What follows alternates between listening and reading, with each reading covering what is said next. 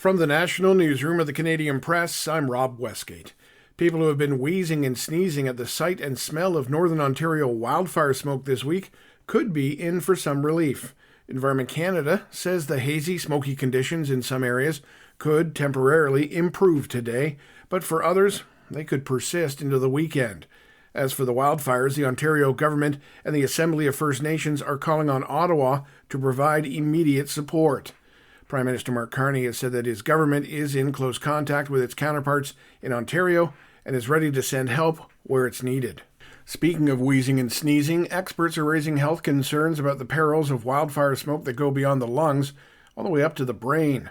Dr. Bhavini Gohil, a clinical associate professor at the University of Calgary, says increasing exposure to harmful particles can lead to cognitive decline. The impacts that you see with that PM 2.5 and what we're beginning to realize with the studies is we're starting to see sort of cellular damage, so damage happening to the brain cells as well as some inflammation, so neuroinflammation as we call it in the brain. When toxins reach the brain, Gohil says the results can be fogginess, lack of focus, and headache.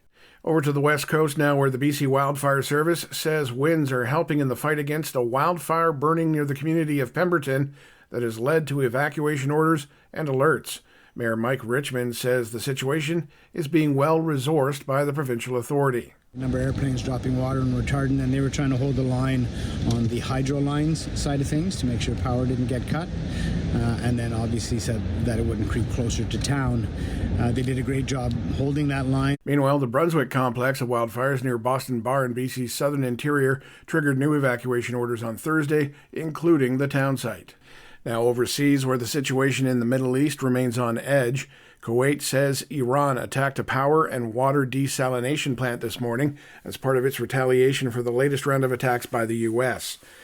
About 90% of the country's drinking water comes from desalination, and any disruption can threaten life in the small desert nation. Earlier, a tanker came under attack while traveling through the Strait of Hormuz close to Oman, sustaining minor damage but no injuries. And finally, Canada's drug agency is recommending that public drug plans pay for lecanemab, a treatment shown to slow the progression of early-stage Alzheimer's disease if patients meet certain conditions. Christina Cicluna is the CEO of the Alzheimer's Society of Canada, and she says the drug is not for everyone. You could be engaging with a person living with Alzheimer's and the symptoms wouldn't necessarily be showing. We're talking about somebody that's still living in our society, still high functioning. Lecanemab is an antibody that targets the buildup of amyloid plaque in the brain, which is believed to be an underlying cause of the disease. This is the Canadian Press. In sports, Francisco Alvarez homered twice as the New York Mets defeated the Philadelphia Phillies 4-1 in the first Major League game following the All-Star break. The start time was pushed back an hour, and the teams played under a hazy sky with diminishing air quality, thanks to the smoke that's been moving around the region from wildfires burning in Canada and Minnesota. Up next, some WNBA results. Portland beat Washington 75-56. However, New York at Dallas had to be postponed.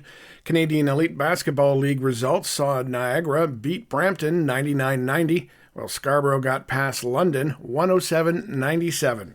And finally, in MLS action, CF Montreal drove the play but couldn't solve Toronto FC keeper Luca Gavrin in a 0-0 draw as both clubs returned to action following a lengthy World Cup break.